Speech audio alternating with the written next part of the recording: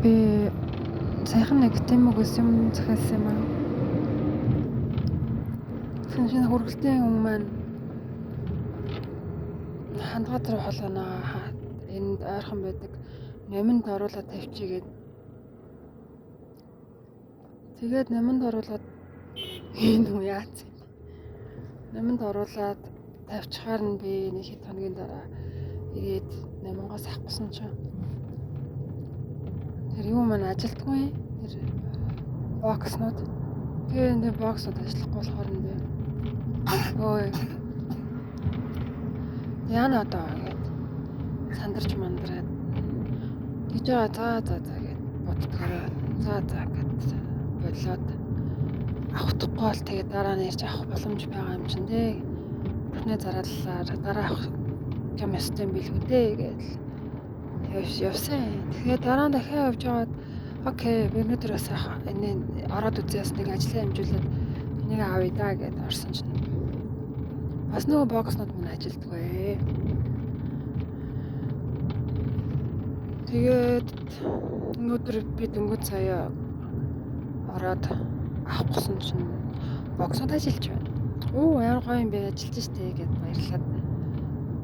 Тэгээд нэг хөрхөн ахгүй ахаар нь ахугаас асуугаа та энийг ингээд яагаад өгөөч මේ дотор юм байгаа гэдгсэн чинь ах хороо тогон цохол яа тогон цохолсон мэдэхгүй гэсэн тог зохиод тэр тог зохиод байсан тэгээд тогон цохолж хагаад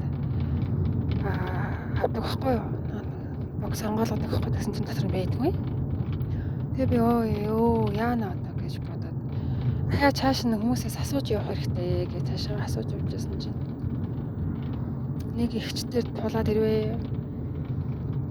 Гэсэн чинь нөгөө ихч миний өөртөө итгэлийг минь унаах гэж оролдоод тэр харцаараа ингээд уусч би бинлэг уусч орж байгаа шүү дээ. Тэр хүний нүдэнд бол их хүний мерси байгаа байхгүй юу? Энэрэнгүй сэтгэл. Тэгсээр нэг юм survival mode-нд ингээд орцсон. Тэгээ би яг ингээд тэр хүнтэй ингээд тэр их хүний сэтгэлээр үнэхээр сайхан гайхамшигтайгаар холбогдсон гэсэн.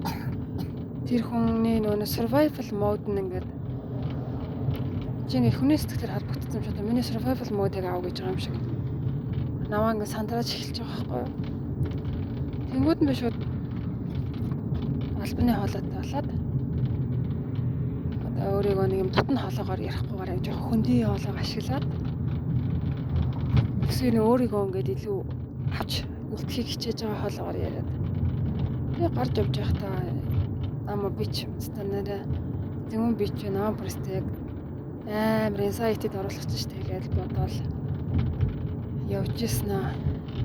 Яг ингээ өөрийгөө юм өөрийнхөө boundary-г ингэж л хамгаална өөрийнхөө дотоод сэтгэлийг ингэж янз бүр юм халдлагаас ингэж л хамгаалах шүү. Иймэрхүү ихчнэр угаасаа нэг юм хүнийг юм амар тайван гоо згсэнтэй байхаар ингээ тэрийг заавал эвдэхийг хичээдэг гэд би яг гаднаас над руу ингэж зөрч над руу ингэж халтж байгаа халдлага мэтэр хүлээж авсан байсан чинь шинэ унаад явжсэн чи хэсэг хугацааны дараа би тэр survival mode-наас болж ямар их бас өөрөө айж түгшиж одоо бас нийтийн байранд ингээ байгаа гудамд гарах марах гэх мэт тийм юмнууд эгоштэй хүн ч бас эгоогоор амьдарч байгаа шүү дээ. Тэгээ тэр эго маань ингээ нураад анг өөрийгөө үнэлэх тэр яг эго биш юм шиг байна. Өөрийгөө юм нандин чамин гэж мэдэрч байгаа энэ мэдрэмж маань ингээд сандарсан яана гэд ингээд өхлээ гэж амт тэмцсэн ийм мод руу орохос би маш айж байгаа байхгүй. Тэгээ тэр хүнийг энэ байдалд орох юм хэцүү хэлээ дээ тий. Би энэ мэдрэмжийг авсан шүү дээ.